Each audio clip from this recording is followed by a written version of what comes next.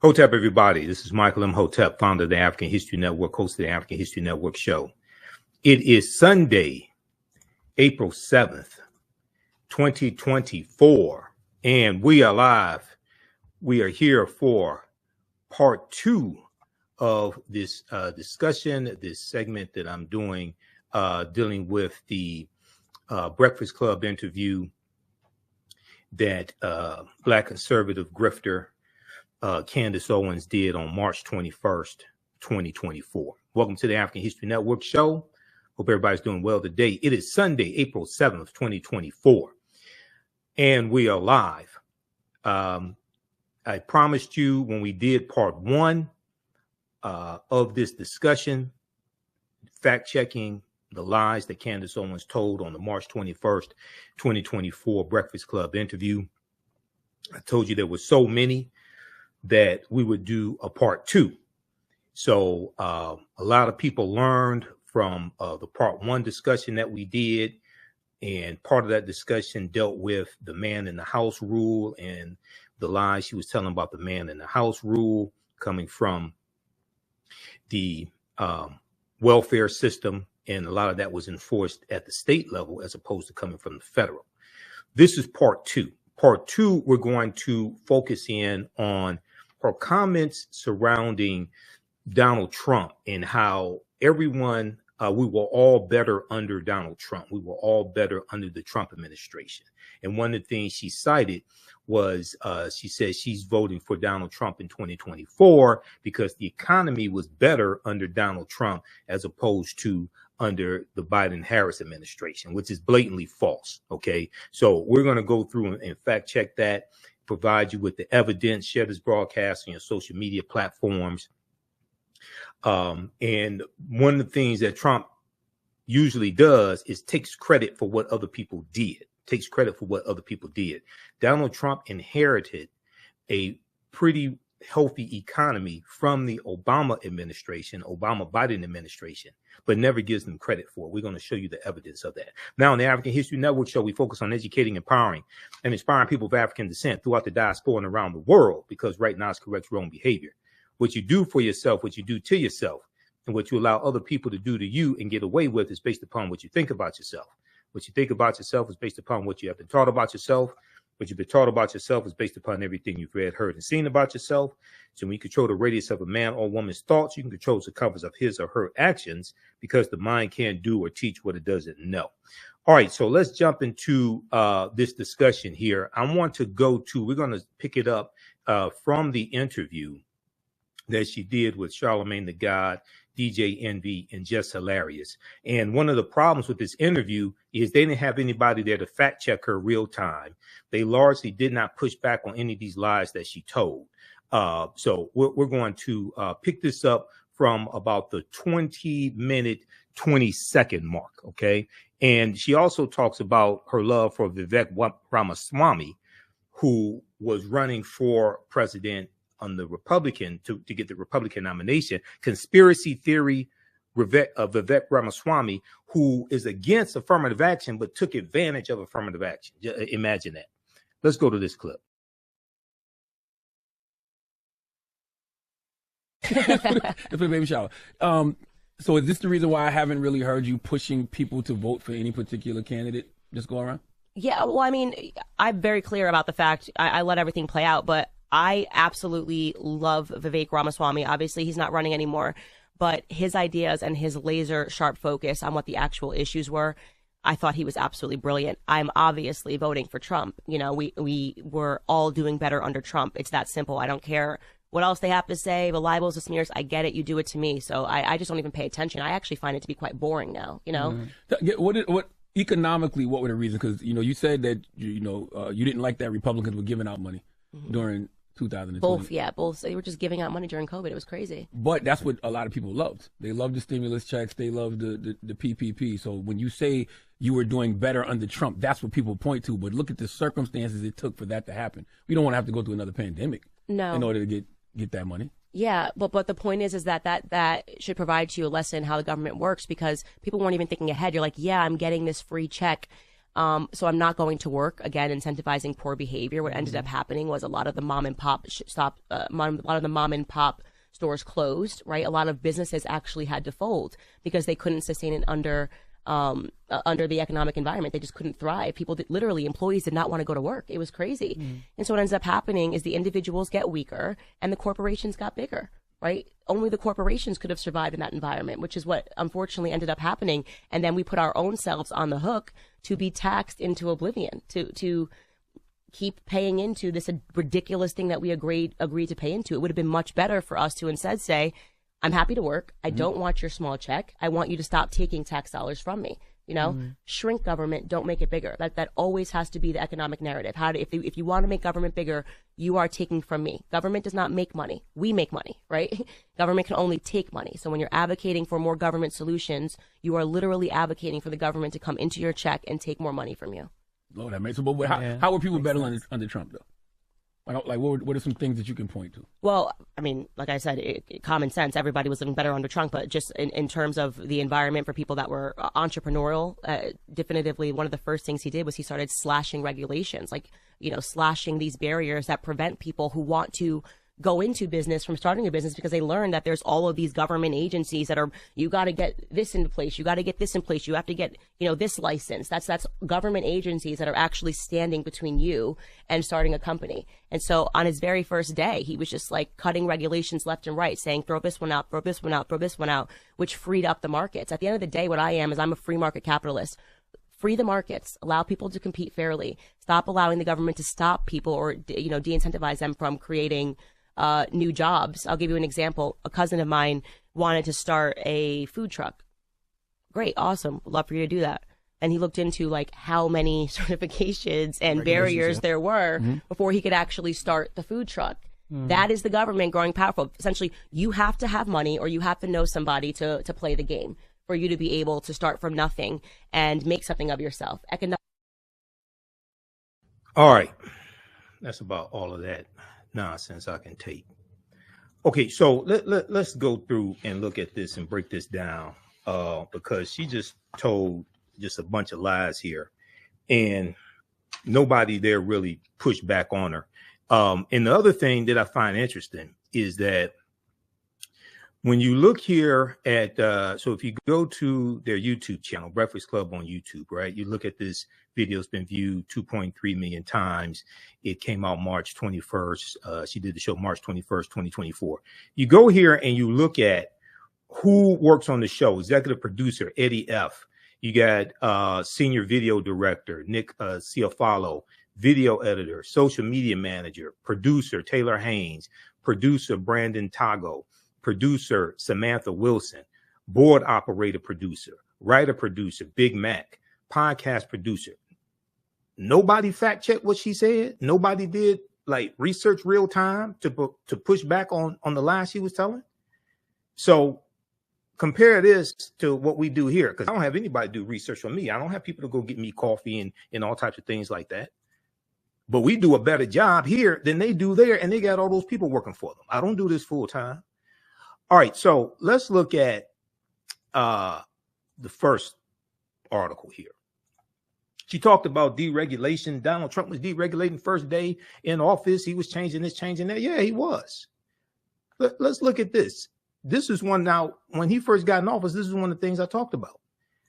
This article here from NBCnews.com is from, this is from April 3rd, 2017. Now, he took the oath of office January 20th, 2017. April 3rd, 2017. NBCnews.com. Trump pulls back Obama-era protections for women workers. Trump pulls back Obama-era protections for women workers. Tuesday's Equal Pay Day is the perfect time to draw attention to Donald Trump's move to roll back protections for women workers, activists say. Okay, so, and here he is. This is from, this picture here is from March 27. President Trump, flanked by Representatives Liz Cheney, who's not going to vote for Donald Trump in 2024, and Virginia Fox, Representative Virginia Foxx in North Carolina signs a series of bills in the Roosevelt Room of the White House. Okay, so here's what happened. With little notice, Donald Trump recently signed an executive order that advocates say rolls back hard-fought victories for women in the workplace. Okay, now who would have thought Mr. Grab 'em by the vagina would do something like this? Tuesday's Equal Pay Day, which highlights the wage disparity between men and women, is the perfect time to draw more attention to the president's action, activists say. On March 27th, 2020, Trump revoked March 27th, 2021, Trump revoked the 2014 Fair Pay and Safe Workplaces order then President Barack Obama put in place to ensure that companies with federal contracts comply with 14 labor and civil rights laws. So this is the type of deregulation that Candace Owens is talking about. Okay. This was an Obama era policy, and Trump revoked it his third full month in office. Okay. This policy ensured that companies with federal contracts comply with 14 labor and civil rights laws. The Fair Pay Order was put in place after a 2010 Government Accountability Office, the GAO, the Government Accountability Office investigation showed that companies with rampant violations were being awarded millions in federal contracts. In an attempt to keep the worst violators from receiving taxpayer dollars, the Fair Pay Order included two rules that impacted women workers: white women workers, African-American women workers, Asian American, Latino. Now, as we've talked about previously on this show, and we're going to get deep into this because you've heard me talk about before, and you've heard me on Roland Martin Unfiltered discuss this. In the first 2 years of the Trump administration, there were 3 government shutdowns. There were 3 government shutdowns in the first 2 years of the Trump administration because he could not govern. And the Republicans in the House and the Senate. Remember, the Republicans controlled the House, the Senate, and the House and the White House. Okay, all 3 branches, the legislative branch and the White House. And there were 3 government shutdowns in the first 2 years. That second government shutdown, that was November 2018 into January 2019. That was the most devastating. We're going to talk about that. Okay. All right. So let's continue here. The Fair Pay Order included 2 rules that impacted women workers. Now, African Americans are 18% of federal employees. African Americans are 18% of federal employees. And then when it comes to federal contractors, we are disproportionately represented. And I think I can't remember, it was 18% or something like that. So when you talk about changing a policy like this for federal employees, or in this case, federal contractors, that disproportionately hurts African Americans or African American women. And what happens to African American women happens to the African American family and communities as a whole. The Fair Pay Order included 2 rules that impacted women workers: paycheck transparency and a ban on forced arbitration clauses for sexual harassment.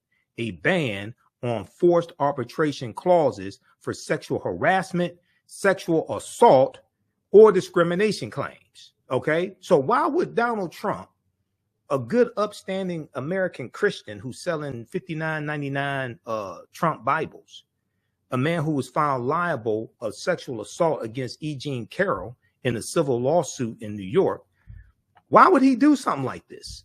He talked about, when he ran for president, he talked about how much he loved women, how he was going to be so good for women. He did help overturn Roe versus Wade, but that's another story. Paycheck transparency and a ban on forced arbitration clauses for sexual harassment, sexual assault, or discrimination claims. All right. So read the rest of this here. And let's see. Okay, Noreen Farrell, director of the anti-sex discrimination law firm Equal Rights Advocate, said Trump went, quote, on the attack against workers and taxpayers. Went on the attack against workers and taxpayers. Quote, we have an executive order that essentially forces women to pay to keep companies in business that discriminate against them with their own tax dollars, she said. It's an outrage. Okay. All right. So read the rest of this piece here from NBCnews.com. Trump pulls back Obama era protections for women workers. Okay. Trump pulls back Obama era protections for women workers. All right. And I'm going to post this link here. Now, a lot of this stuff people didn't know. Okay. Now, we reported on this when all this was happening, real time. We reported on all this at the African History Network. This is the type of research that we do here. Okay. All right. Let's continue. So you have that. Now, there was also a piece from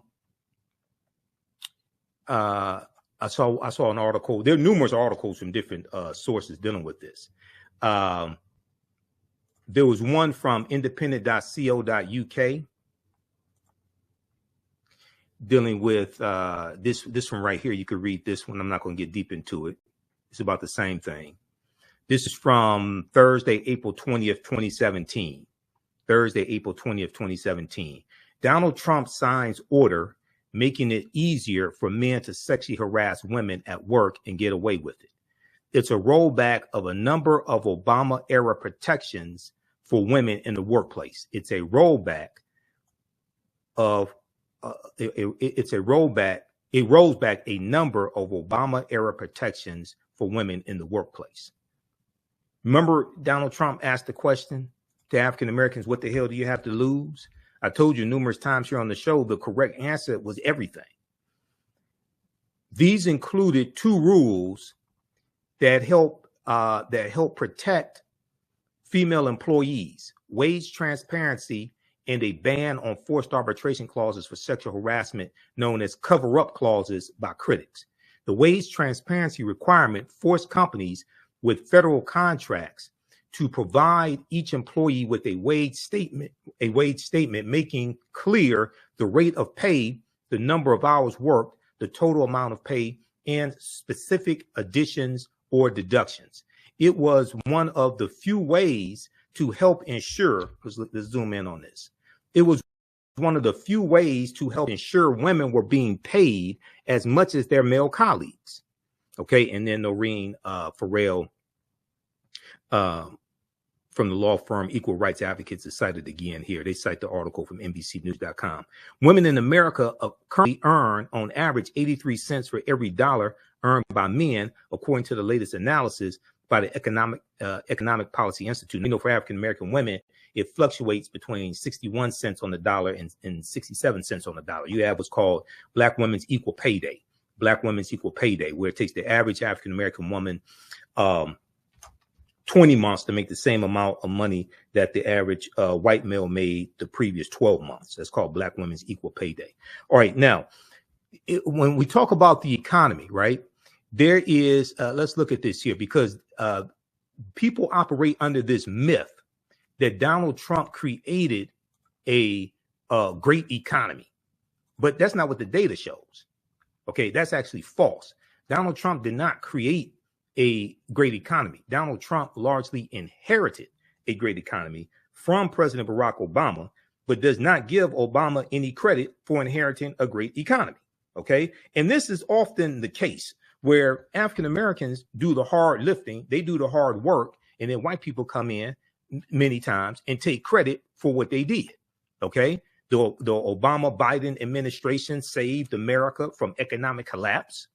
The Biden-Harris administration saved America from economic collapse because President Biden inherited a bad economy from Trump, partly because of COVID-19, other part is because Trump was incompetent.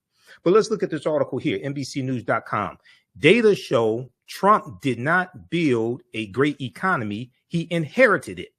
Data show Trump did not build a great economy. He inherited it. The average quarterly economic growth under Donald Trump, 2.5%, was almost exactly what it was under President Obama in the second term, 2.4%. Now, this is an article from August 23rd, 2020. Okay, August 23rd, 2020. So this is 3 months before the November 2020 election. Okay, with that Biden-Harris won. President Donald Trump's campaign speeches can careen into many topics, but his primary appeal continues to be that he built, quote, the greatest economy that we've had in our history, end quote, the greatest economy that we've had in our history, end quote, before the COVID-19 pandemic, and he can do it again. These are the lies he was telling. The latest NBC News Wall Street Journal poll said, okay, let's deal with the polls. Let's skip over that back in 2020. But the real story of the Trump economy and the president's role in building it is not so simple. If you compare key economic indicators from Barack Obama's second term in office to the first 3 years of Trump's time, that is before the pandemic hit, before the COVID-19 pandemic hit, the data show a continuation of trends. The data show a continuation of trends, not a dramatic shift. It suggests Donald Trump did not build something new. Rather, he inherited a pretty good situation. Donald Trump trashed the economy. Okay. He trashed the job market, all of that when he was running. Then he inherited a healthy job market. And if you remember, Sean Spicer was Trump's first White House press secretary. Okay. And when the first jobs numbers came out, I think it was for either February or March, like that first full month, they took credit for it and said how great the numbers were. And the reporters were saying, wait a second, you were saying how the unemployment numbers were false under the Obama administration, how they were reporting false unemployment numbers. You're using the same methodology to report the unemployment numbers now. So how is it now the unemployment numbers are real, but under the Obama administration, they were false? These are the games these people play. Okay, let's continue. Now, start with the broadest measure of economic health, gross domestic product, GDP. In 2016, Trump said he was unhappy that the country's economic growth rate was under 3% a year, under 3% a year. Trump said he thought the economy could grow at better than 4%, better than a 4% annual rate. Okay, and they have a chart here as well breaking this down, running on the economy quarterly GDP growth. Okay, gross domestic product, which is the total of the value of the goods and services produced by a company, but it also includes income as well, income of the people in the United States as well. But the numbers show that average quarterly economic growth under Trump, 2.5%, was almost exactly what it was under Obama in the second term, 2.4%. Other than the overall similarity, two things jump out of those numbers. First, Trump did not get near his 4% figure. Okay, 4% GDP growth. Second, the growth that began in Obama's second term, and essentially continued under Trump was enough to create an economy that even Trump believes was great. In other words, there might be something to be said for slow, steady growth over a prolonged period of time. Job numbers for Obama and Trump show a similar story. Okay, so when we look at the job numbers, Donald Trump rightly takes credit for having unemployment during his presidency. In December 2019, the unemployment rate was a scant 3.5%, the lowest it had been in 50 years. Okay, so this is under Donald Trump. but he inherited a largely healthy economy from Obama Biden. Now, if we look here at this graphic, new jobs per month, the second term of President Barack Obama, because remember, when Obama came into office, the economy was losing 500,000, 600,000, 700,000 jobs a month. Okay. Then they had a massive stimulus package. The economy starts getting better. And it was the Obama Biden administration that saved the economy from collapse. They also saved the auto industry as well by bailing out General Motors and Chrysler. The Obama Biden administration, they saved the auto industry. Okay, so second term of President Obama, they're averaging 215,000 new jobs a month. Through 2019, okay, when you look at Trump, he's averaging 182,000 jobs a month, job creation. However, as good as that, so the article goes on to say, okay, it talks about the December 2019, the unemployment rate was a scant 3.5%, the lowest it had been in 50 years. Okay, that's true. That's under Trump. However, as good as that number was, when Trump took office, the unemployment rate was already at 4.7%. Okay. When Donald Trump took the oath of office, the unemployment rate was already at 4.7%, which is a relatively low unemployment rate. That figure is quite low by historical standards, lower than all of the 1980s, as well as most of the 1990s and 2000s. In December 2017, it was the lowest number. In December 2017, it was the lowest the number had been since the Great Recession. In fact, President Barack Obama saw a much steeper drop in unemployment in his second term, a 3.3% drop in the rate than Trump did in his first 3 years, a decline of 1.2%, or 1.2 points, I should say, decline of 1.2 points. So read the rest of this as well. Okay. So this argument that Trump was better for the economy than Obama is a lie. Donald Trump benefited from the President Barack Obama economy and takes credit for it. Like he created something. No, he didn't. It's just like products that he hawks and sells and just slaps his name on them. Like he created it or something like that. No, it's like licensing. Okay. Like him slapping his name on the side of a building or something like that. All right. So take a look at this article here from NBCnews.com. All right. Now we're going to look at the criminal justice system also, because that's very interesting there as well. All right, give us a thumbs up, give us a heart, give us a like on this broadcast. I want you to go read these articles also, because proper documentation ends all conversation. I want to look at, let's look at this here. When Donald Trump ran, you remember you had the whole Blue Lives Matter. You remember they said that they were going to unleash the police, and Donald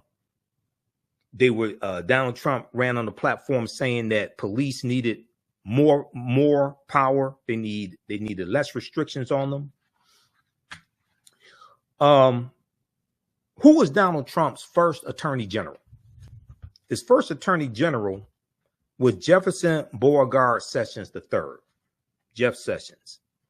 Jefferson Beauregard Sessions III, who was the U.S. senator, one of the U.S. senators from Alabama. Each state has 2 senators, right? Jefferson Beauregard Sessions III was against criminal justice reform. And there's a number of things that he did, but let's look at this here. One of the first things he did was reverse an Obama era policy dealing with privatized prisons, but also reversing a 2013 initiative from the Department of Justice under Attorney General Eric Holder, which backed off of charging people, low level nonviolent drug offenders, charging them with the harshest sentences. Okay, he backed off of that, and he said that we need to take a hands-off approach to policing.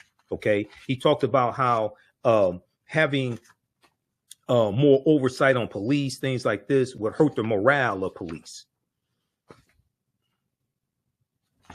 All right, now I want to let me pull up this article here, and also I'm going to show you some slides from a presentation that I did back in 2017 called African American Resistance under the Era of Donald Trump, Voter Suppression, Reparations, and How Elections Have Consequences. And let me pull up this piece here. Okay, so let's look at what happened here. In 2016, the Obama-Biden administration announced that they were going to not renew contracts with privatized prison companies for federal prisons, right? And when that announcement was made, the day that announcement was made, the week that announcement was made, the stock price of privatized prisons took a big hit. Core Civic, which used to be Corrections Corporation of America, and Geo Group, okay, those stocks took a big hit. Now, Core Civic and Geo Group donated about $600,000 to Donald Trump's 2016 campaign and his transition committee. Then, when Trump gets in office, his Attorney General, Jeff Sessions, revokes that initiative from the Eric Holder's Department of Justice, right? So what we see is the stock price of privatized prisons increases greatly. If we look at this article here from Forbes.com, prison stocks soar under Trump as Jeff Sessions okays private jails. Prison stocks soar, S-O-A-R, under Trump as Jeff Sessions okays private jails. All right, now, this is an article from February 24th, 2017. This is one of the first things Jefferson Beauregard Sessions III did as Attorney General. In the final months, the article says, in the final months of the Obama administration, the Justice Department announced it would end the use of private prisons because the war on drugs was declining under the Obama-Biden administration. And for each of the 8 years of the Obama-Biden administration, you had a decline in the U.S. prison population as well. Okay, the war on drugs was declining. In the final months of the Obama administration, the Justice Department announced it would end the use of private prisons. In the first month of the Trump administration, the rule was rescinded. In a memo signed February 21st, 2017, but released to the public late Thursday, the new U.S. Attorney General Jeff Sessions rescinded the order. Sessions decided not to phase out the use of private prisons by the federal government, and that bodes well for prison stocks. Okay, so they reversed it and said, we're going to use private prisons. When that announcement was made, the stock price of the private prison companies increased something like 98%. In August 2016, less than an hour after the news broke, shares of Geo Group and Core Civic, formerly known as Corrections Corporation of America. Now Core Civic is the largest owner-operator of privatized prisons in the country. When the Obama-Biden administration made this announcement in August of 2016, the stock prices of these privatized prisons took a big hit. They imploded. Geo Group lost 35%, okay, basically the data that was announced. And Core Civic lost 25%, their stock value. Core Civic and Geo Group are two of the largest for-profit prison operators in the country. Since the election, the 2016 election, both stocks have surged. Both stocks have surged on renewed hopes the order would be rescinded. Geo Group hit a new record high, and shareholders of both stocks are very happy. The long-term contracts are still in place. Okay, so they go through and they show you okay, revenue and earnings. Okay, let's see. Okay, they go through, show you revenue and earnings, all that. All right, take a look at that article. There was also one from Yahoo News that dealt with this as well. Prison stocks soar under Trump as Jeff Sessions okays private jails. Then what they did was they gave contracts to CoreCivic and Geo Group to house migrants coming to the country. They gave them lucrative contracts. Okay, there was a article from, let me see. There's another one from, there was one from NBCnews.com that dealt with this as well.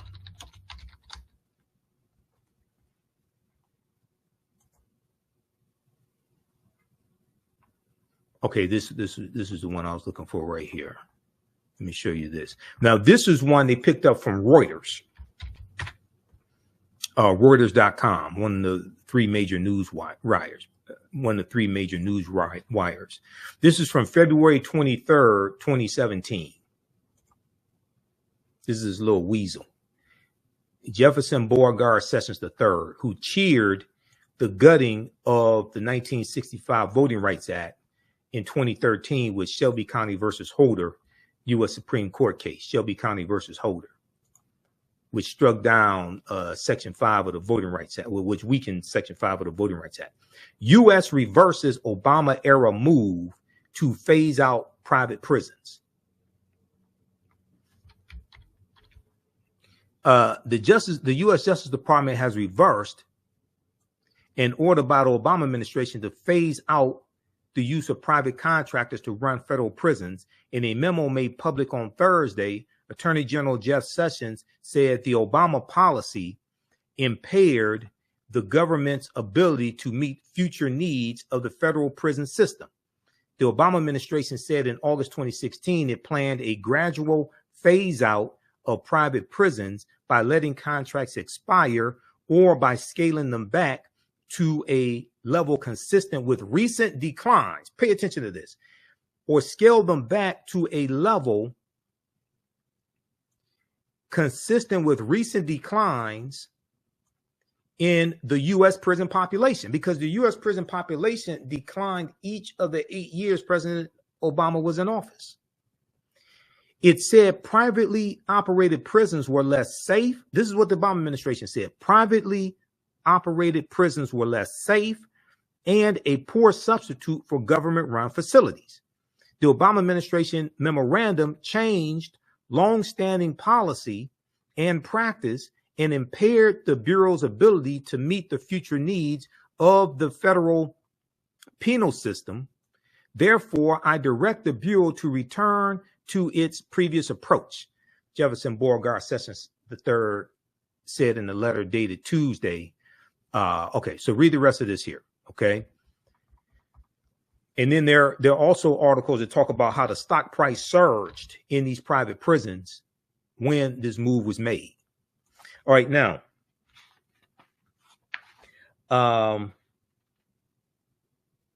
there's also a piece from the Washington Post by Monique Judge on this as well.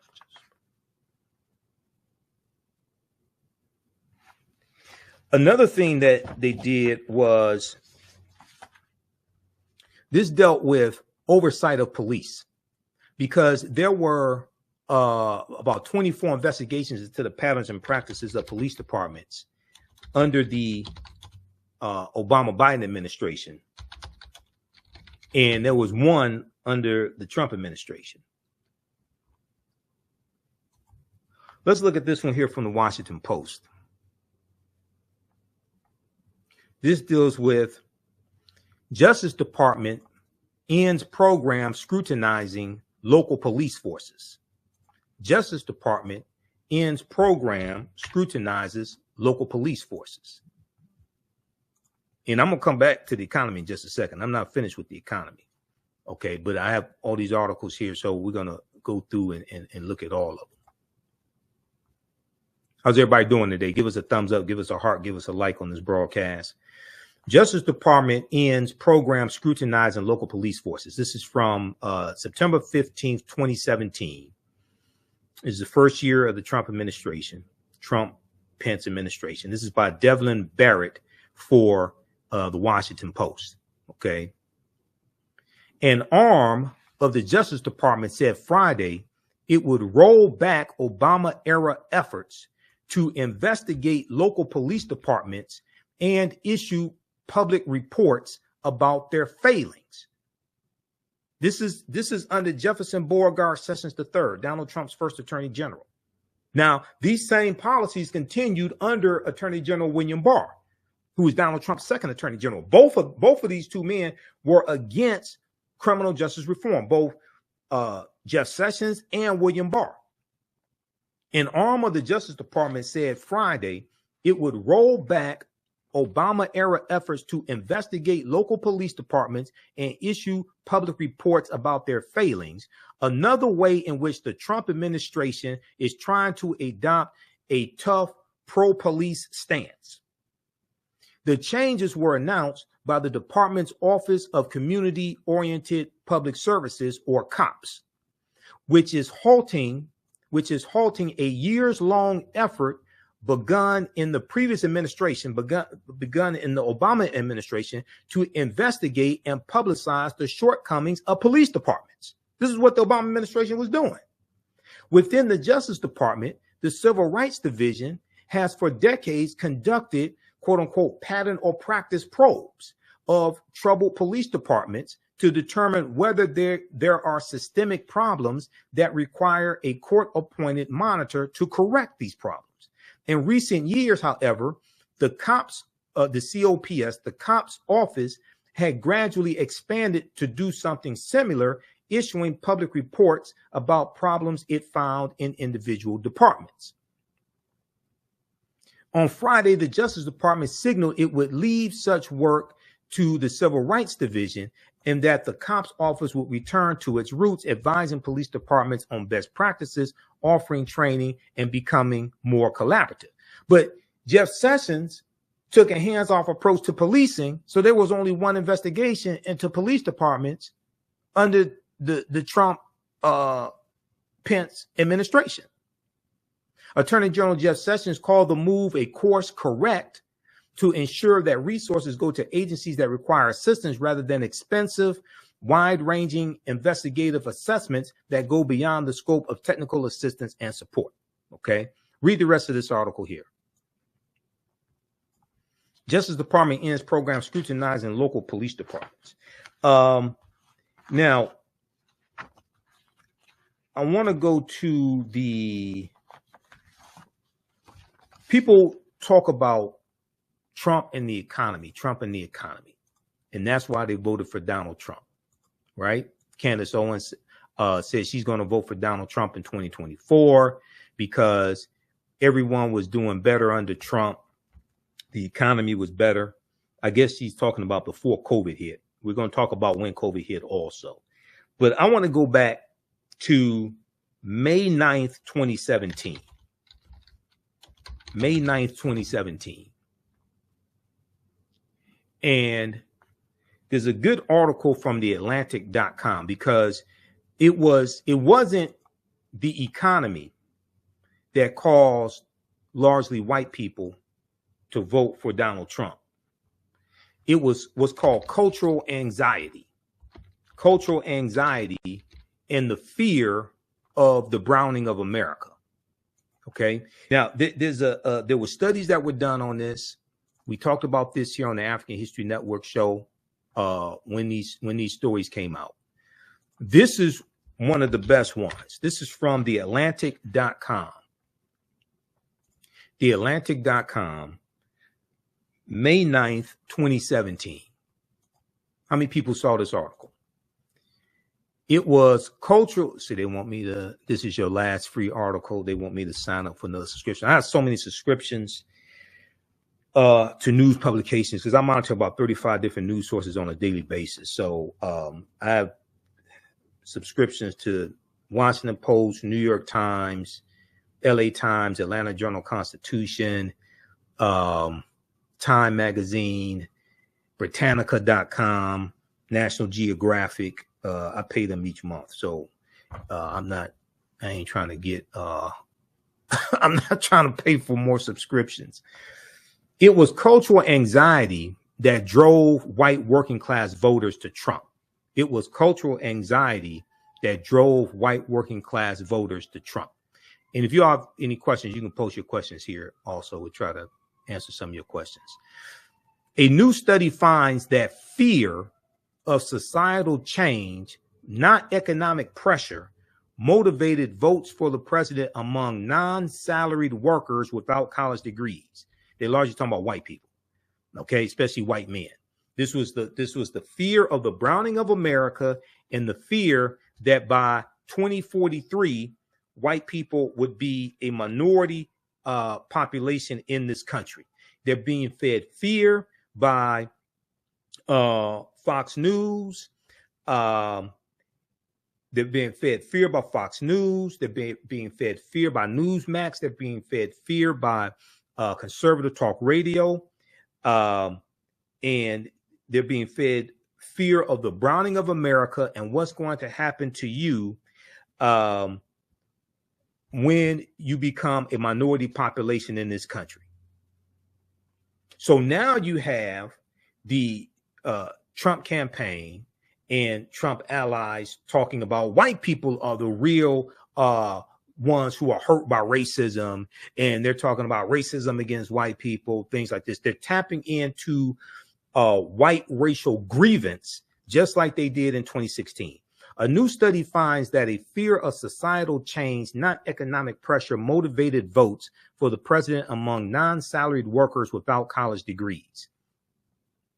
All right, this is by Emma Green, May 9th, 2017. White Americans carried Donald Trump to the White House. He won college-educated white voters by a 4-point margin over Hillary Clinton, according to exit polls. But his real victory was among members of the white working class. His real victory was among members of the white working class. Twice as many of these voters cast their ballots for the president as for Hillary Clinton. Now, what's really interesting is that Donald Trump is against unions. Okay. When General Motors and Chrysler were trying to get a bailout from the federal government, Donald Trump was saying that the federal government should let General Motors and Chrysler go bankrupt. And he said that those automakers should move their plants to the South where they don't have unions, and the workers would be forced to pay whatever the automakers are going to pay them.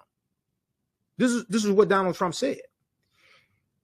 People, you had these white people, especially non-college educated hourly workers, who were saying they were voting for Trump for economic reasons. No. It was racial grievance. It was racial anxiety. This is why they voted for Trump. Because he was against, with him being against unions, he's against you actually getting raises. He's against you being able to negotiate to get raises. In the wake of Trump's surprise win, some journalists, scholars, and political strategists argued that economic anxiety drove these Americans to Trump. But new analysis of post-election survey data conducted by the Public Region Research Institute and the Atlantic.com, Atlantic publication, found something different. Evidence suggests financially troubled voters in the white working class were more likely to prefer Clinton over Trump. Evidence suggests financially troubled voters in the white working class were more likely to prefer Clinton over Trump. Besides partisan affiliation, it was cultural anxiety, feeling like a stranger in America, supporting the deportation of immigrants, and hesitating about educational investment that best predicted support for Trump. The data adds to the public's mosaic, like understanding of the 2016 election.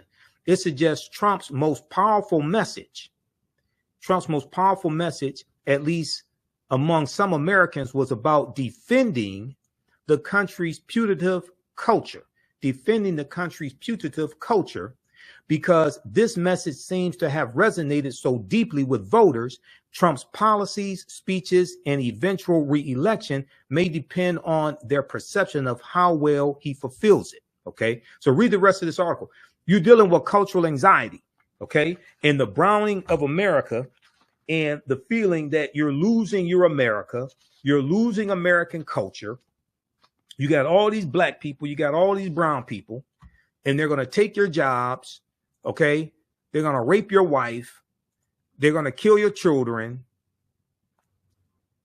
This is the fear Trump tapped into. Now, people may say, well, we need immigration reform. I agree with that. Why did Trump just kill the strongest immigration bill that would have passed in 30 years? That bill was led by Senator John Langford, Republican, a conservative Republican from Oklahoma, led this fight for this immigration reform. And the bill, President Biden said he would sign the bill. Now, you had a lot of progressive Democrats who were against the bill. Biden said he would sign it. Langford said, even if Republicans take back control of the House, the Senate, and the White House in 2024, you're not going to get a stronger bill. Trump put pressure on Republicans to kill the bill because he wants to run on immigration in 2024 to help him get reelected. If it's such a problem that you claim it is, and fentanyl is coming across the border, okay, and migrants are coming across and a small portion are killing Americans, things like this, why wouldn't you want the bill passed to stop that?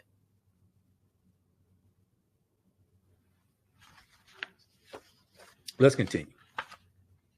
Give us a thumbs up, give us a heart, give us a like. How's everybody doing? If you like this type of information, also, you can support the African History Network, $ the AHN Show through Cash App, $ the AHN Show through Cash App, also through PayPal, paypal.me/the AHN Show. And visit our website, theafricanhistorynetwork.com, theafricanhistorynetwork.com. You can register for the online history classes that I teach on Saturdays and Sundays. Well, I'm Saturdays, not Sundays yet. We have new Saturdays, 2 p.m. Eastern Standard Time. Ancient Kemet, the Moors, and the Ma'afa, understanding the transatlantic slave trade, what they didn't teach you in school. We deal with thousands of years of history and what leads up to the transatlantic slave trade taking place. So you can go right here to our website, AfricanHistoryNetwork.com. Scroll down. Next class is April 13th, April 20th, April 27th. And we're going to have one May 4th also. Okay. We do the sessions live. All the sessions are archived and recorded. You can go back and watch it anytime. As soon as you register, you can watch the class we just did Saturday. We had a great class Saturday, April 6th. The class lesson plan for all the class sessions is right here. So you can read the class lesson plan. We deal with thousands of years of history, what leads up to the transatlantic slave trade taking place. There are 200 slides that I put together, over 200 slides. There are 80 to 100 articles that we reference, 15 books. I show you excerpts of the book on the screen, so you don't have to buy any of these books if you don't want to. They're great additions to your library if you don't already have them. We'll look at excerpts of interviews I've done with many of our scholars, Professor James Small, Professor Kabahai Walter Kamene, Tony Browder, Runoko Rashidi, etc. Okay, and you can download the class lesson plan here as well.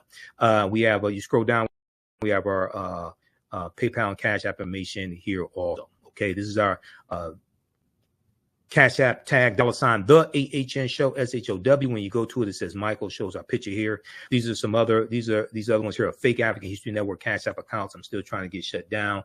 You click on this link, it takes you to our QR code here for Cash App. Okay, and we have a link for PayPal also. All right. So let's continue.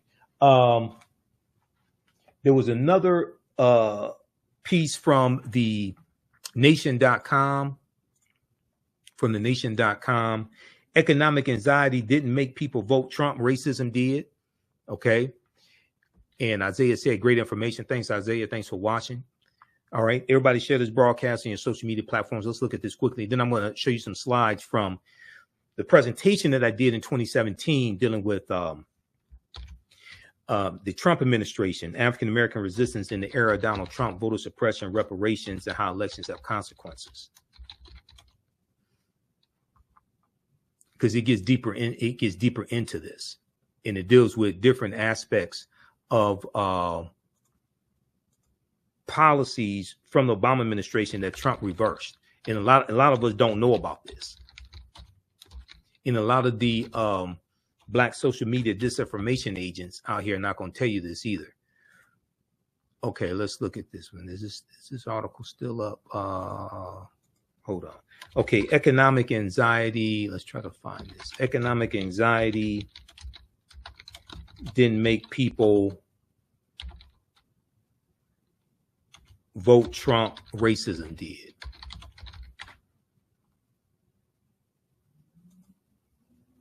Looks like they changed the link at the. So if you Google that topic, a number of articles are going to come up. TheNation.com, The Intercept, because these studies were coming out in 2017. Okay, to look at what happened in the 2016 presidential election. Now, this piece is from May 8th, 2017. May 8th, 2017. Okay, I think they want me to get a subscription also.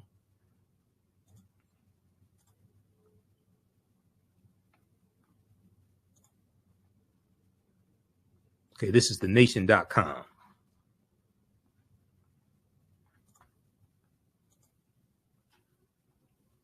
All right, let's see here. All right, let's look at this one. New data provided a compelling answer to this vexing question. New data provide a compelling answer to this vexing question.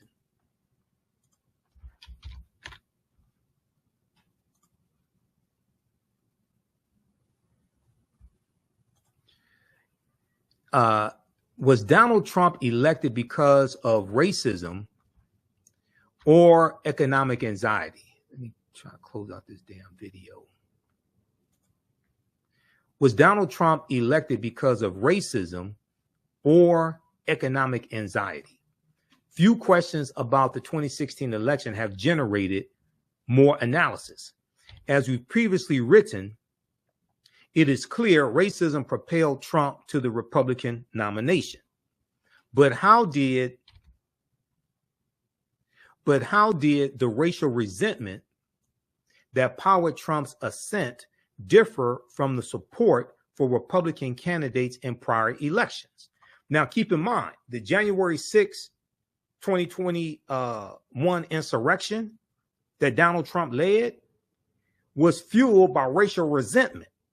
And I find it interesting. Candace Owens is going to support Donald Trump in 2024 and just skip over the January 6, 2021 insurrection, which was an attempt to invalidate the vote of 81 million people who voted for Biden-Harris, including 16.9 million African Americans, so Donald Trump can stay in office. But how did the racial resentment that powered Trump's ascent differ from the support for Republican candidates in prior elections? And what was the relative importance of economic peril to voting in 2016 compared to several different types of racism and racial animus exhibited by voters? The answers can be found in the comprehensive American National Election Studies pre- and post-election survey of over 4,000 respondents. Now, who has never seen this article before? And the people you watch on social media never showed this to you. Over 4,000 respondents, which we analyzed to explore the impact of racism and economic peril on 2016 voting behavior. The results are clear and move a long way towards settling this debate. Let's scroll down. Our analysis shows Trump accelerated a realignment in the electorate around racism across several different measures of racial animus. Our analysis shows Trump accelerated a realignment in the electorate around racism across several different measures of racial animus, and that it helped him win. By contrast, we found little evidence to suggest individual economic distress benefited Trump. The American political system is sorting so that racial progressivism and economic progressivism are aligned in the Democratic Party, and racial conservatism and economic conservatism are aligned in the Republican Party. All right. So read the rest of this piece, and it goes on to say, racial resentment measures dog whistle. Racial resentment measures dog whistle or colorblind forms of racism, such as the belief that Black people need to simply try harder to be successful in America, or that generations of discrimination do not hold Black Americans back.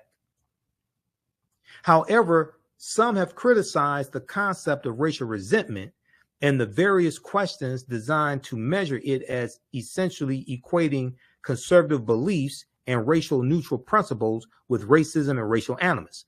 We believe that such concerns are exaggerated and that racial resentment captures an important dimension of racial animus. Nonetheless, in order to speak to such concerns, we created a second measure we call Black influence animosity, derived from questions that more directly examine voters' views about whether the U.S. government favors Black people over white people and how much influence Black people have in U.S. politics. Not only is there a fear of the browning of America, there's a fear of African Americans and non-white people gaining more political power. And what would these people do when they have more political power? Will they use this political power to hurt white people? So in 2016, a lot of white Americans saw Donald Trump with all of his flaws, saw Donald Trump as the great white hope. They saw him as their last resort. They saw him as a means to an end. Because I watched, so I was doing radio on 910 AM Superstation WFDF in 2016. I was on the Steve Hood. I was on the morning show on Thursdays, Wake Up with Steve Hood, and I was doing the African History Network show on Sundays, 9 p.m. to 11 p.m. Eastern Standard Time, right? And I watched numerous campaign speeches that Donald Trump gave, as well as interviews that Trump gave. And I looked at focus groups. I've looked at interviews with focus groups of people who were Trump supporters, things like this, right? And overwhelmingly, people were saying this election is about the courts. They said this is about the U.S. Supreme Court. They said this is about the federal courts, okay? And what white people saw that they were having declining birth rates in many states, and that by the year 2043, they will become a minority population in this country. So there's an effort to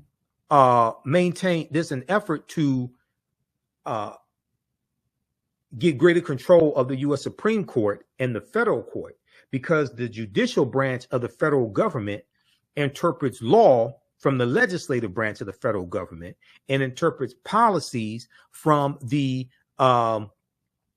executive branch of the federal government. Okay, so they wanted to control the federal bench and the U.S. Supreme Court for the next 25, 30 years, because these are lifetime appointments. Okay, these are lifetime appointments. Let's go to, and this is what happened. So Donald Trump gets 3 Supreme Court justices confirmed. Okay, and he got 226 federal judges confirmed, largely ultra conservative judges. Okay, Isaiah said great information. All right. Thanks, Isaiah. You can post your comments here. Give us a thumbs up, give us a heart, give us a like on this broadcast. I want to go to some of the slides here from a presentation that I did back in 2017 dealing with this topic. What caused the Donald Trump popularity? Now, Trump was a backlash to 2 terms of President Barack Obama. He was in any perceived advancement that African Americans made under the Obama administration. He was a backlash to Black Lives Matter, the Black Lives Matter movement, backlash to holding police officers accountable. He was a backlash to the rebellions in Baltimore and Ferguson. Okay. He ran on the platform of law and order, which was a throwback to Richard Nixon, 1968. Richard Nixon was a backlash to the civil rights movement, the Black Power movement, largely affirmative action as well, in the rebellions taking place across the country. Xenophobia, white supremacy, racism. This is what Trump ran on in 2016. He's running on the same thing in 2024, but it's even worse now.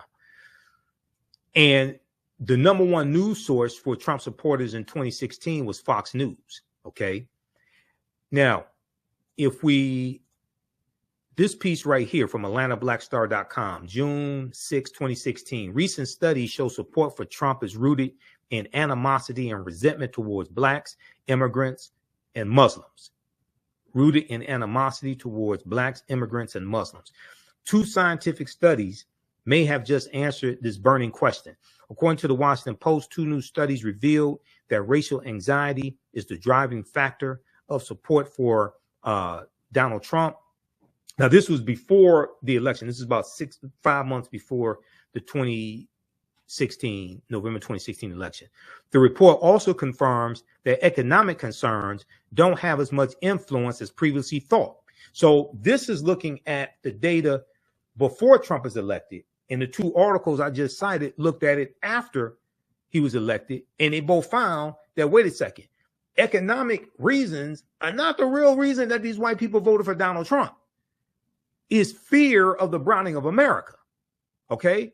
And animosity and resentment towards African Americans, immigrants, and Muslims.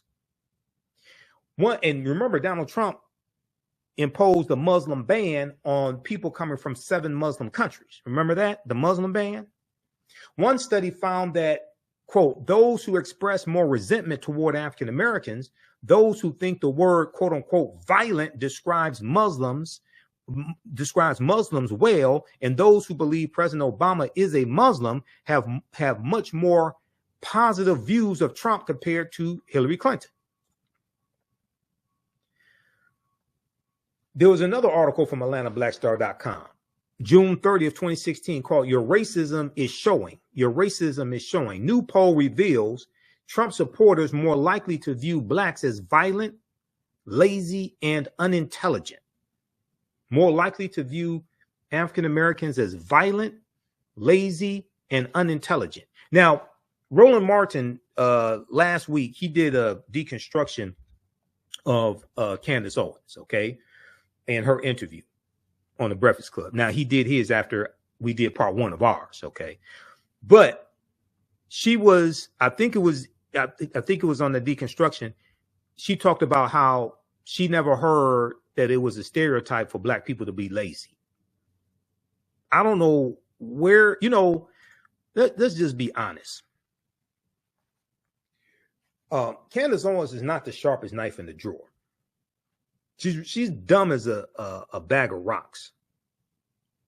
But she has to be getting paid to say all this stupid stuff and tell all these lies, because you can't be that stupid for free.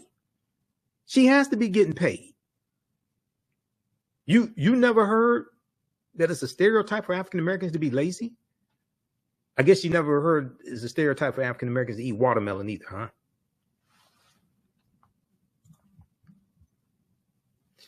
huh? Okay, so somebody just sent me a text message.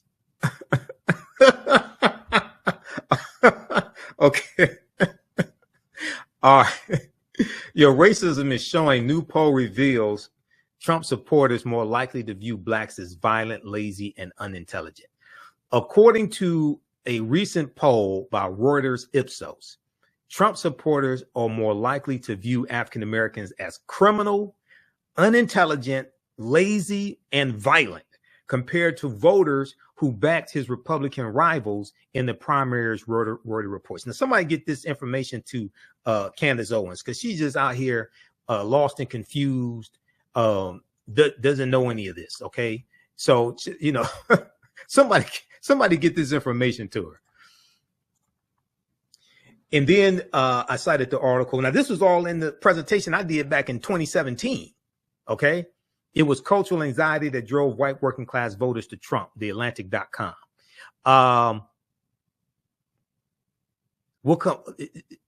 Let's look at this here on voter suppression. Voter suppression was big in the 2016 presidential election. Voter suppression coming from the Trump administration. This is a good piece here from TheNation.com, May 11th, 2017. Trump Commission on Election Integrity will lead to mass voter suppression. Now, this is after he won through the Electoral College, because most of us don't understand how the Electoral College works. Voter suppression is a much bigger problem than voter fraud. The 2016 election was the first in 50 years without the full protections of the 1965 Voting Rights Act, and 14 states had new voter restrictions in effect for the first time. On Tuesday, I wrote about, now this is an article, if I remember correctly, this was Ari Berman, who was writing for TheNation.com back then. He's now with Mother Jones. Ari Berman wrote a series of articles dealing with the voter suppression taking place in the 2016 presidential election. On Tuesday, I wrote about a new study finding that 200,000 votes could have been suppressed by Wisconsin's strict voter ID law in 2016. In comparison, Wisconsin did not present a single case of voter impersonation in court that the law would have stopped. Go read that one. Okay. Now, let's see here. We'll come back to voter suppression. I want to stay trying to deal with one subject at a time. There was a bunch dealing with voter suppression, but what I want to do, I want to go to let's deal with this here. Jeff Sessions. So we're talking about Jeff Sessions. Yeah, this one right here. This article, Attorney General Jeff Sessions charts course back to long drug sentences, NBCnews.com. Attorney Jeff Sessions redeclared the war on drugs. Now, remember, the war on drugs started not with the 1994 crime bill, as we talked about in part one of this discussion back on March 24th. It started with Richard Nixon's war on drugs, June 17, 1971. And the U.S. prison population quadrupled from 1970 to 1993. It goes from about 300,000 in 1970 to 1.3 million in 1993. Attorney General Jefferson Beauregard Sessions III instructed federal prosecutors on Friday, May 12, 2017, now he was sworn in February 2017. Friday, May 12, 2017, to take the most aggressive approach possible against federal criminal defendants for low-level drug offenses. To take the most aggressive approach possible against federal criminal defendants for low-level drug offenses. He ordered them to stop seeking leniency for low-level drug offenders and to start seeking the toughest possible penalties. That's what federal authorities used to do when the war on drugs fueled the passage of mandatory minimum sentencing laws. But under former President Barack Obama, the Justice Department tried to rein in the use of those statutes, which advocates say were used disproportionately against minorities and led to massive prison overcrowding. The policy change will result in lengthier prison sentences for low-level drug offenders and likely reverse a recent drop in the federal prison population. Read this article from NBCnews.com. Attorney General Sessions charts course back to long drug sentences. Okay, because once again, the U.S. prison population dropped each year of the Obama-Biden administration, and the war on drugs was declining. It ramped back up under Trump. And I want to pull up this piece from NBCnews.com because I think I have it bookmarked. Attorney General Jeff Sessions charts. Let's look at this because I have thousands of articles bookmarked here. Let's see, pull up this one. I want to show you the actual article. Just a second here. Where is this here? What is this?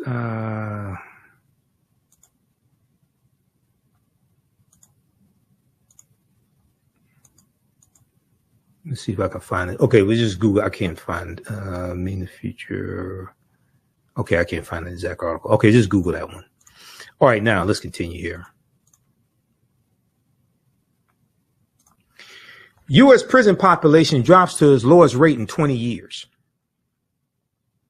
This was Newsweek.com, 2015. I mean, Newsweek.com was said to be December 29th, 2016. The U.S. prison population exceeded 1.5 million in 2015.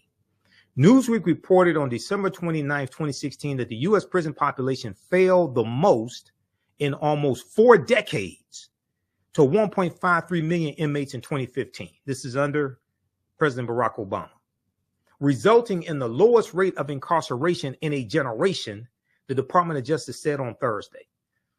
The drop has been driven by changes in federal and state correction policies that include drug treatment programs and the sentencing of fewer nonviolent drug offenders to federal prisons, the department said in its year-end report on prison populations.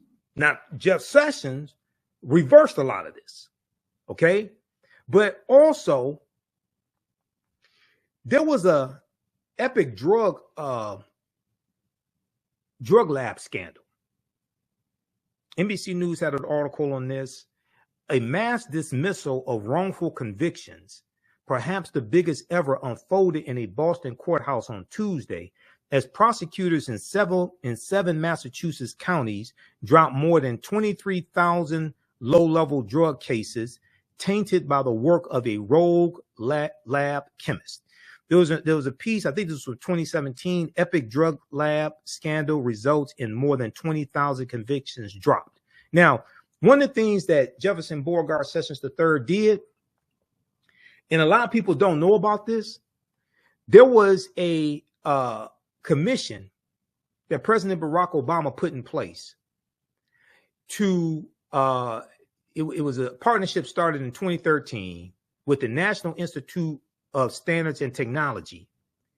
And this was designed to enhance the practice and improve the reliability of forensic science, because faulty science was getting people falsely convicted.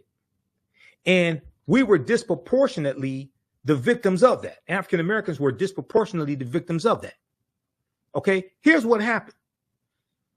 The Republican war on science has come to the U.S. Department of Justice with the decision by Attorney Jefferson Beauregard Sessions III to eliminate the National Commission on Forensic Sciences, the NCFS, the National Commission on Forensic Sciences. The commission was started by President Barack Obama in 2013 in partnership with the National Institute of Standards and Technology, the NIST, at the U.S. Department of Commerce to enhance the practice and improve the reliability of forensic science. The commission includes forensic science service providers on the federal, state, and local level, research scientists and academics, law enforcement, judges, prosecutors, defense attorneys, and other stakeholders, according to its website. The purpose of the NCFS is to ensure the reliability of forensic science so that innocent people are not sent to prison or put to death for crimes they did not commit. Hundreds, but more likely thousands of innocent people have been condemned due to junk science and unsound forensic evidence and techniques. The importance of this Obama-era initiative was underscored when in 2015, the FBI conducted a review of 3,000 cases involving microscopic hair samples and discovered that its analysts provided erroneous testimony 96% of the time. But Attorney General Jeff Sessions didn't think this commission was necessary, so he disbanded it. Read this article from April 15, 2017, AtlantaBlackStar.com. AG Sessions forensic panel helps keep innocent people in prison unnecessarily. All right, now, let me see which, okay. And for more information dealing with Richard Nixon's war on drugs, read the piece from Harper's Weekly, April 2016, Legalize It All, How to Win the War on Drugs. This is Richard Nixon with his domestic policy advisor at the time, in 1972, John Ehrlichman.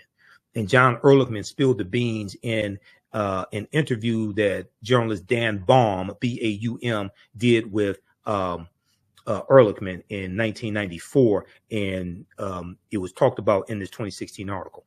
TheRoot.com has an article dealing with the piece from Harper's Weekly called Former Nixon Aide Claims War on Drugs Invented to Suppress Black People. That's from March 22nd, 2016 from TheRoot.com. All right, now, I want to look at some more of these articles to provide this evidence. And I want you to go read these as well. Don't take my word for this. Proper documentation ends all conversations.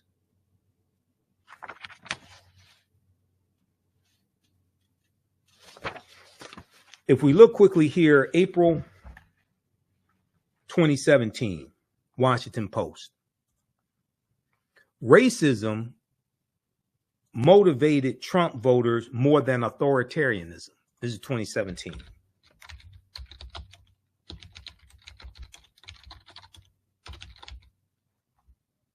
I just want to look at this briefly, and then we're going to look at some other topics here. Because this is just a sample of the information that I have. Okay, just on Trump alone, I have hundreds of articles. This is just a sample. Racism motivated Trump voters more than authoritarianism. This is analysis by Thomas Wood, Washington Post, April 17th, 2017. During the 2016 presidential campaign, many observers wondered exactly what motivated voters most. Was it income, authoritarianism, racial views? Let the analysis begin. Last week, the widely respected 2016 American National Election Study was released, sending political scientists into a flurry of data modeling and chart making.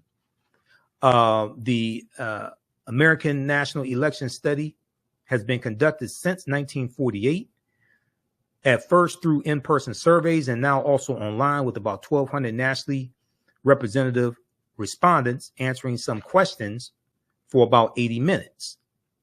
This incredibly rich public-funded data source allows us to put elections into historical perspective, examining how much each factor affected the vote in 2016 compared with other recent elections. Okay, so they go through and talk about the rich, the poor, and in between. And did racism affect voting? Let's skip down to this here. Did racism affect voting?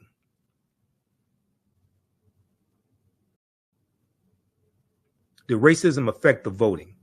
Many observers debated how important Trump's racial appeals were to his voters.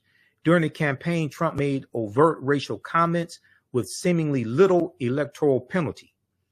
Could the unusual 2016 race have further affected Americans' racial attitudes? Okay, so then they go through and talk about that as well. So you can read the rest of that. All right. But that backs up like what other studies were showing. Racism motivated Trump's voters more than authoritarianism. Okay, that's from the Washington Post. All right, now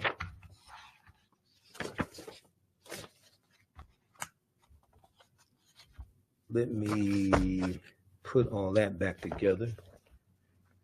Let's look at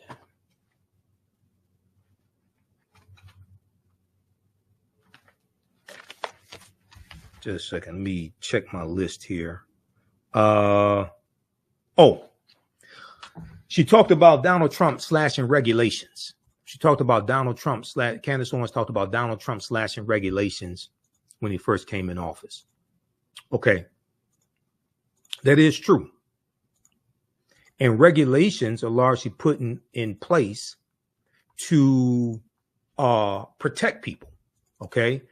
Whether you have regulations coming from the health department, regulations coming from the Environmental Protection Agency, which started under Richard Nixon, things of this nature, right? Let's look at, I don't know. Let's look at this article here from New York Times. The Trump administration is reversing nearly 100 environmental rules. Here's a full list, okay? Now, when you talk about reversing environmental rules, that is ultimately going to hurt a lot non-white people, especially African Americans. Let's look at this here. Now, this is an analysis. This is last updated October 15th, 2020. New York Times. The Trump administration is reversing nearly 100 environmental rules. Here's the full list. 72 were completely reversed. 27 were in progress. A total of 99 total rollbacks. Okay. Over 4 years in office, the Trump administration has dismantled major climate policies and rolled back many more rules governing clean air, water, wildlife, and toxic chemicals. Pay attention to this. While other administrations have emphasized cutting regulations, calling them burdensome to industries like coal, oil, and gas, the scope of actions under Donald Trump is fundamentally different, said Hannah V. Vizcarra, a staff attorney at Harvard Law School's Environmental and Energy Law program. In a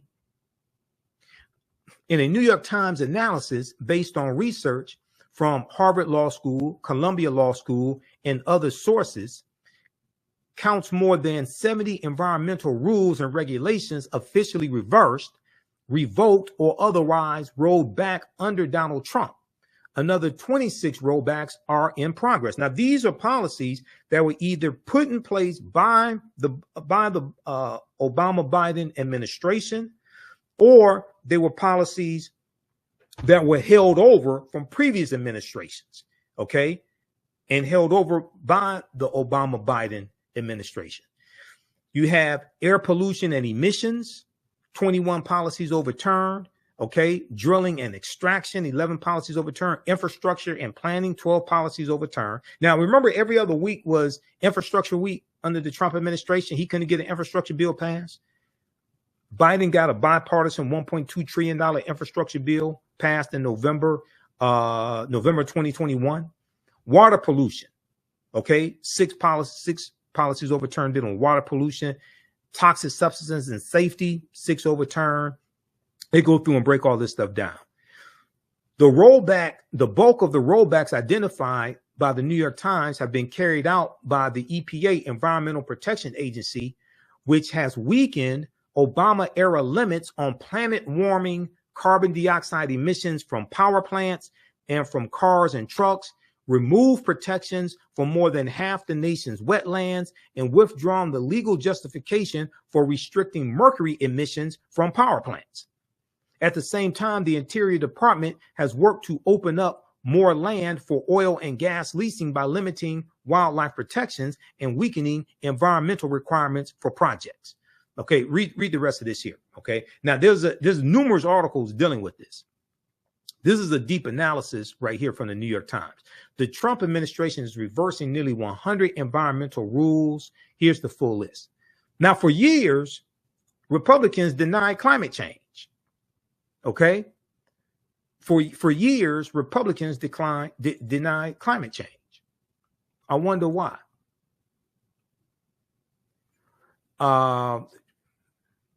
Then you have this one here. This is an updated one. Let me see. Who is this by? They got an updated one from January 20th, 2021. Because the first one I showed you was last updated October 15th, 2020. Okay. And then this one here, this is called the Trump administration rollback nearly. Okay. This is an updated one here. Last updated January 20th, 2021. So you can look at this also. The Trump administration rolled back more than 100 environmental rules. Here's the full list. Updated January 20th, 2021. 112 total rollbacks.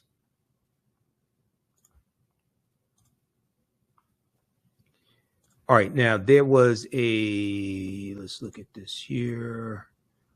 I'm looking at these articles I have up. Okay, there's a good piece from AmericanProgress.org, Centers for American Progress. Communities of color bear the brunt of Trump's anti-environmental agenda. So when we talk about removing regulations, now sometimes there's good reasons to remove regulations. Sometimes regulations can be duplicative, okay? You can have similar regulations that do the same thing, so you can eliminate some but keep others, okay? That allows, you know, protections to stay in place. Others are being removed by lobbyists, okay, on behalf of corporations. And when you remove these regulations, it does greater harm to marginalized communities. February 27, 2020, communities of color bear the brunt of Trump's anti-environmental agenda. By weakening air and water protections and refusing to address climate change. But pay attention to this.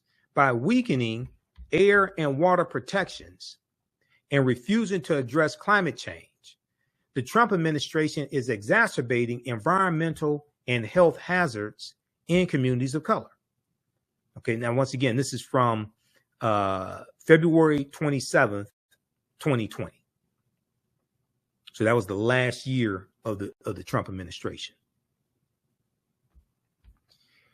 President Donald Trump has claimed that from his first day in office, his administration, quote, has made it a top priority to ensure that America has among the very cleanest air and cleanest water on the planet. In reality, it has done the exact opposite, deliberately dismantling the United States' existing framework of environmental protections that safeguard the country's water, air, and public health. Due to a history of systemic racism and segregation, low-income communities and people of color have been burdened with higher levels of pollution in their backyards. Due to a history of systemic racism and segregation, low-income communities and people of color, especially African Americans, have been burdened with higher levels of pollution in their backyards. These groups are disproportionately vulnerable to the increasingly devastating weather events occurring as a result of unchecked climate change caused by greenhouse gas emissions. So this is, see, for so long, you know, Earth Day and climate change, a lot of times people perceive that as something that white progressives were concerned about. No, black people need to be concerned about this too, because we're going to absorb the brunt of the harm from climate change. Due to a history of systemic racism and segregation, low-income communities and people of color have been burdened with higher levels of pollution in their backyards. These groups are disproportionately vulnerable to the increasingly devastating weather events occurring as a result of unchecked climate change caused by greenhouse gas emissions. Historic exclusion from political decision-making has only exacerbated this reality. further impeding these communities' ability to prepare for and respond to burgeoning climate risks. This column lists examples of the Trump administration's notable anti-environmental actions in 3 areas. 1, weakening air and water protections. 2, threatening community health and safety. And 3, refusal to act on climate change. Now, under President Biden, you had the Inflation Reduction Act, which is basically the first major bill to start addressing climate change. Now, it also uses stories of communities across the country who have been deeply affected by these environmental policies to illustrate the disproportionate harm to specific communities of color. These groups are facing the most severe repercussions of the Trump administration's continued environmental rollbacks. Okay, weakening protections for air and water, removed protections for one third of U.S. drinking water sources. The Trump administration has gutted protections for clean water by weakening the Clean Water Act, finalizing a so-called dirty water rule, and delaying action to protect against toxic chemicals in drinking water. Okay. Additionally, under Trump's Environmental Protection Agency, the EPA, communities of color in particular are seeing slow and inadequate enforcement of the Safe Drinking Water Act. Okay. Weakened coal ash restrictions as well. Proposed loosening restrictions on toxic mercury pollution. You read the rest of this stuff here. Okay. Gutted the Clean Power Plan. All right. Now, number 2, I'm going to skip over some of this. Let's see, scroll down. 2, threatening community health and safety. Under Trump, his policies undid climate and community protections under the National Environmental Policy Act. Okay, the NEPA. Okay, so read over that. They go through and explain that. Declined to ban toxic pesticides. The Trump administration rejected a ban on chlorpyrifos, chlorpyrifos, a pesticide that is linked to brain damage in children, which Environmental Protection Agency scientists recommended after studying the chemical. The EPA scientists recommended a ban on this chemical. The Trump administration rejected a ban on this chemical that is a pesticide linked to brain damage in children. The administration's refusal to ban this product will negatively affect agricultural workers, the majority of which are Hispanic and or Latinx. Okay, so continue, read the rest of this here. Okay, I don't have time to get through all of this, but this is deep. Communities of color bear the brunt of Trump's anti-environmental agenda. This is from February 27, 2020. All right, now I want to check, because I made a list of all these things to talk about. Okay, I made a list here of all these things to talk about, and I have all these articles. So I'm going to go through, and we did with regulations. I want to go through and check this off. Okay, so Candace Owens talked about how both Republicans and Democrats were giving away free money, and it was incentivizing people not to work. And she said they should have kept the government open and let people go to work, things like this. This is during COVID-19. Okay. More nonsense, because largely the reason why people didn't want to go to work is because people didn't want to catch COVID and die.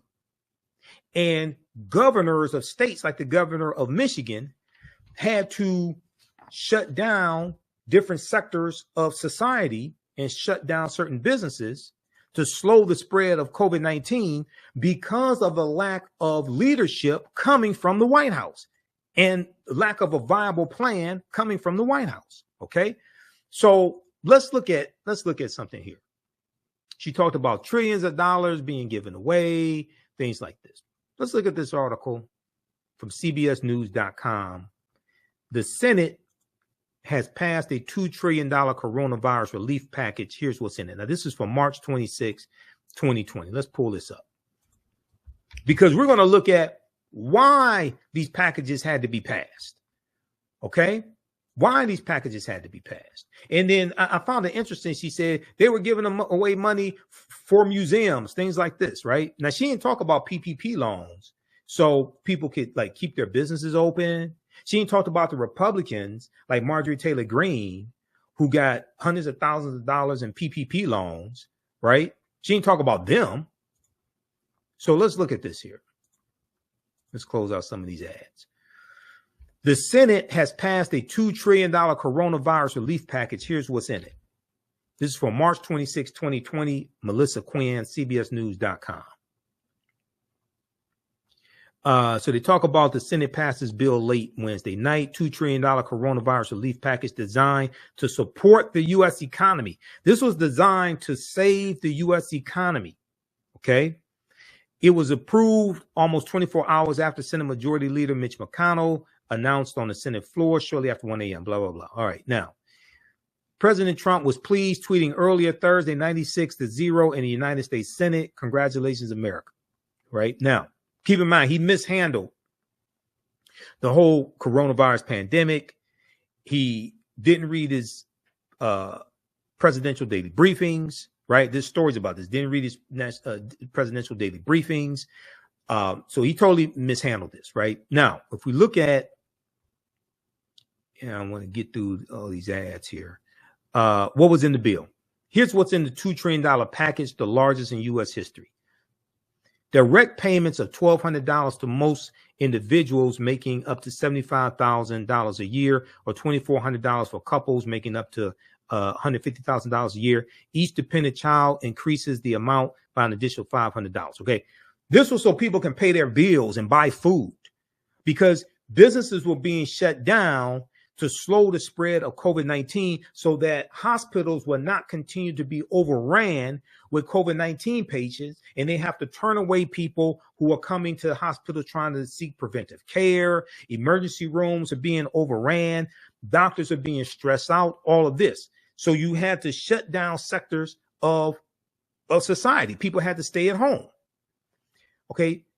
Expanded unemployment benefits that boost the maximum benefit by $600 per week and provided laid off workers their full pay for 4 months. Eligibility. So people were able to get this aid because they still had to pay bills, right? So their lights wouldn't be turned off, so they wouldn't be evicted, so they could buy food. $367 billion in loans for small businesses. So small businesses could pay their bills, and some small businesses that may operate maybe online or something like that, so they can stay in business. They may have to shut down somewhat, may operate in a restricted manner, but businesses still had to pay bills as well, so they can still pay bills. $150 billion for state and local governments. State and local governments had to buy things like the protection equipment. Okay, state and local governments had to continue to operate. $130 billion for hospitals. Hospitals had to operate. Hospitals had to buy more personal protection equipment, etc. $500 billion in loans for larger industries, including $25 billion for passenger airlines, $4 billion for carriers, $3 billion for aviation contractors, and $17 billion for businesses critical to maintaining national security. Creation of an oversight board and inspector general to oversee loans to large companies. Now, there was some mismanagement here. Yeah. And there were people who took advantage of it, and people being prosecuted for getting millions of dollars in loans fraudulently, and they should be prosecuted. Measure prohibiting companies owned by Donald Trump and his family from receiving federal relief. $25 million for the John F. Kennedy Center for Performing Arts. Okay. Now, I think this is what Candace Owens was talking about. She skipped over all the money for businesses, $150 billion for state and local governments, $367 billion in loans for small businesses, $130 billion for hospitals, for hospitals to continue to operate. Okay. Skipped over all that out of a $2 trillion bill and focused on millions of dollars for museums, things like this. $400 million for election security grants. Okay. Coming up for the 2020 presidential election. $400 million for election security grants. Read the rest of this here. Go do more research on this. Because this was nonsense she was talking about. And nobody fact-checked her on the Breakfast Club. I don't understand that. Nobody provided this evidence. Now, the name of this article, the Senate has passed a $2 trillion coronavirus relief package. Here's what's in it. And once again, if we go back, I want you to see this, okay? This is not to beat up on the Breakfast Club that's owned by iHeartRadio. This is not to beat up on them, but it's important for people to really understand this. Now, the Breakfast Club has had on Vivek Ramaswamy, largely didn't push back on him. They had on Nikki Haley, largely didn't push back on her. But so this is the video. It's been viewed 2.3 million times, March 21st, 2024. This is at the Breakfast Club, their YouTube channel. Okay. When you scroll down here, you look at all the people that work to produce the show. Executive producer Eddie F. Don't know why they don't show his last name. Senior video director Nick Ciafalo, video editor, social media manager Sydney Brown, producer Taylor Hayes, producer Brandon Tagoe, Tagoe, producer Samantha Wilson, board operator, writer producer, podcast producer. Nobody supplied y'all with facts to counter that nonsense you was talking about? See, I don't have people that work for me to do research. I don't have producers and all this. How the hell I know this and they don't? And they got these people working for them. And the Breakfast Club is owned by iHeartRadio. They're like the largest radio conglomerate in the goddamn country. And you allow Simple Simon ass nonsense like this to go out on your airwaves unchecked?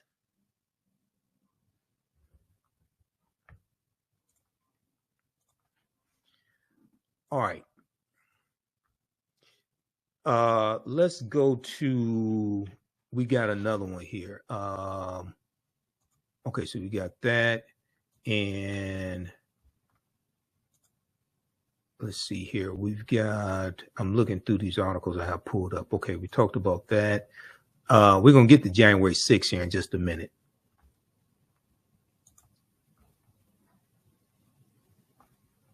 I'm looking through here, coronavirus stimulus package. What's in the corona unemployment insurance? Here's another article you can look at from the Washington Post. We'll look at the $1.9 trillion American Rescue Plan here in just a minute.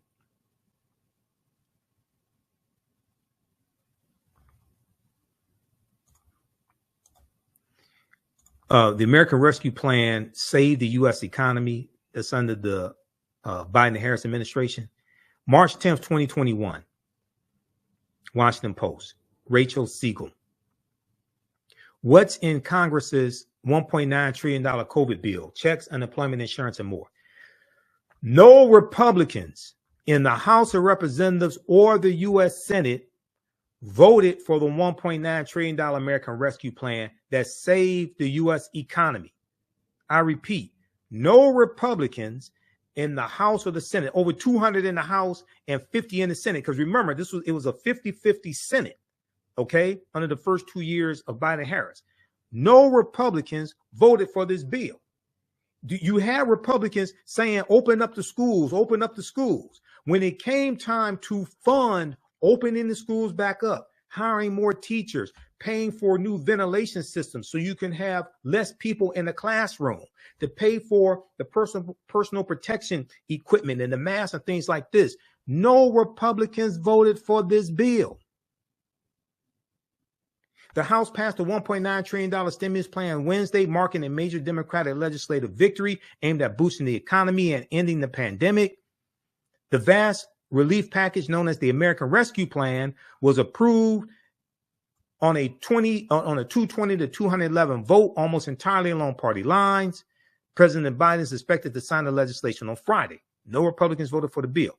Legislation is $1,400 in stimulus checks to most Americans, extend unemployment insurance, all of this, right?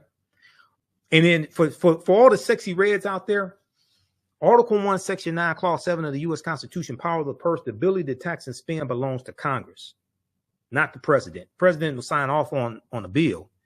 But even under the Trump-Pence administration, Democrats made the stimulus package better, made the coronavirus packages better. And then that continued here. So Sexy Red is somebody that has no understanding of politics. If you saw the podcast interview she did where she said she wants Trump back in office because people are getting free money under the Trump administration, she's just totally clueless. And then you see the article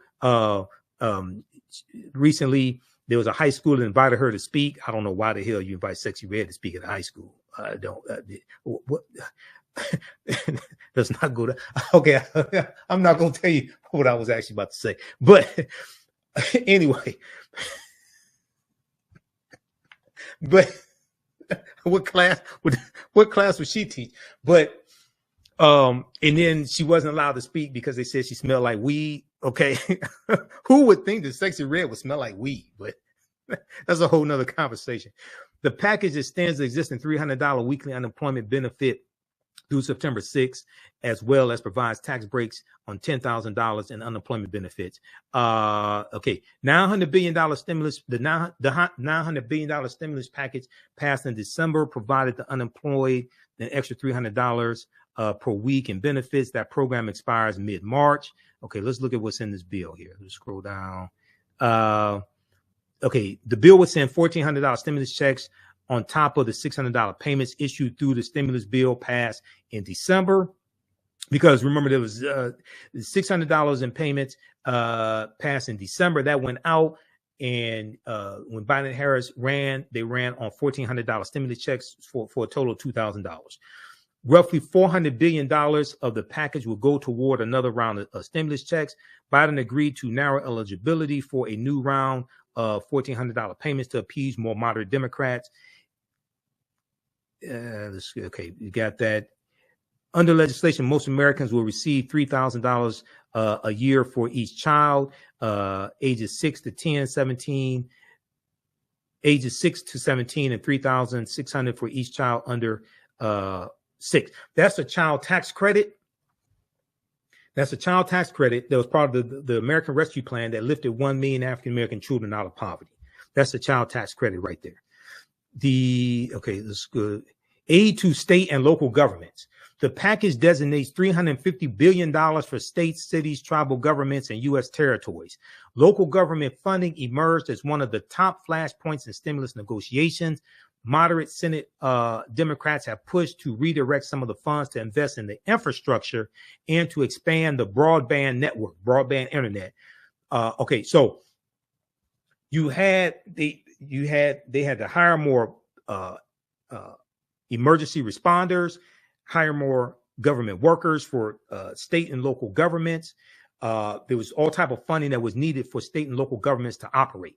Okay, I can tell you right here in the city of Detroit, because Governor Gretchen Whitmer had to shut down a lot of businesses, including the 3 casinos here in the city of Detroit: Motor City Casino, Greektown, and MGM Grand. Those casinos generated $600,000 a day in taxes to the city of Detroit. Okay, that's how much they paid each day in taxes on average to the city of Detroit, $600,000. All right. When those casinos had to be shut down, the city of Detroit didn't have that tax money coming in.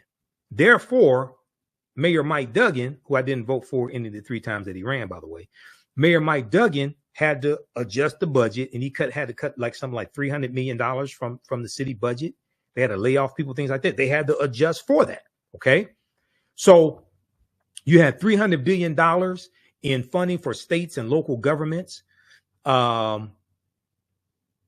Facing deep budget shortfalls, state and local governments have shed 1.3 million jobs since the pandemic began last year, a loss of more than 1 in 20 government jobs, according to a Washington Post analysis. All right. So there was funding to help with that. There was funding for schools to open back up as well. Pandemic response.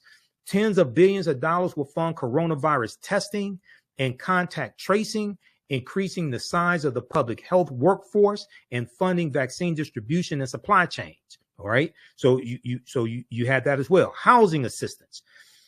The bill sets aside more than $20 billion in emergency rental assistance and other relief for the homeless. Another $10 billion goes to mortgage and home ownership assistance. There was a total of $46.5 billion in the American Rescue Plan for rental assistance and also assistance for landlords as well, because landlords still had to pay mortgages on properties, on rental properties that they had. There was $46.5 billion of resources in that. Okay, so people can pay their rent and things of this nature. School support. Once again, Republicans said, open the schools, open the schools, open the schools. When it came time to fund opening the schools, no Republicans in the House or the Senate voted for the $1.9 trillion American Rescue Plan that allowed the schools to open back up. So keep in mind, the schools had to open back up, right? So people could send their children to schools, so people could go back to work. If you can't send your children to school and, you know, your children are too old for daycare, you're not going to be able to go back to work. The bill sets aside almost $130 billion to help kindergarten through 12th grade schools reopen. That money will go to improving ventilation systems, reducing classroom sizes, buying personal protective equipment, and implementing social distancing so you can slow down the spread of COVID-19. Because you don't want to open the schools back up and then COVID runs through and the children take it to school, give it to the teachers, give it to staff, they take it home and kills their family or puts their family in harm's way. They have to go go to the hospital, have to stay at the hospital, intensive care. Colleges and other higher education institutions would receive almost $40 billion. That money could help support financial aid grants to prevent hunger, homelessness, or other challenges for students during the pandemic. Additional funds will go to child care providers through the Child Care and Development Block Grant Program. Why didn't Candace Owens talk about this on the Breakfast Club? Why didn't any of those people and producers and executive producers, and why didn't they bring this up? The bill also set aside $1 billion for the Head Start program, which provides early childhood education, health and nutrition services to low-income children and families. Aid for multi-employer pension plans. The bill includes an $86 billion bailout for failing pension plans. Democrats say the provision gives struggling pension plans enough money to pay hundreds of thousands of retirees their full pensions for the next few decades. Oh, you mean like retired black people? You mean like retired black people, like our parents and our grandparents and aunts and uncles and things like this? But the bailout has been criticized for having little to do with current health crisis, especially since many pension plans were on the verge of collapse well before the pandemic. They were able to get this in there to help save the pension plans. Because if pension plans collapse, guess what? That's going to hurt senior citizens.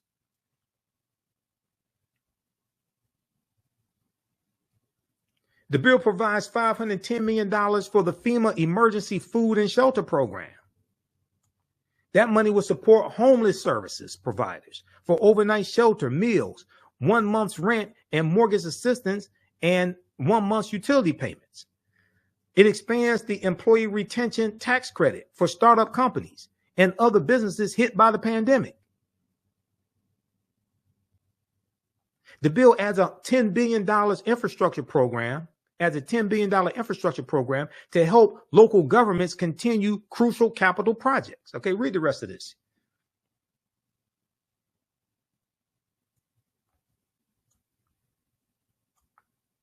For education funding, the bill sets aside $1.25 billion for summer enrichment, $1.25 billion for after-school programs, and $3 billion for education technology. I don't know why anybody didn't mention it. These things just perplex me. What's in Congress's $1.9 trillion COVID bill, checks, unemployment insurance, and more. This is from March 10th, 2021, Washington Post. Read this article here. Things like that just go unchecked.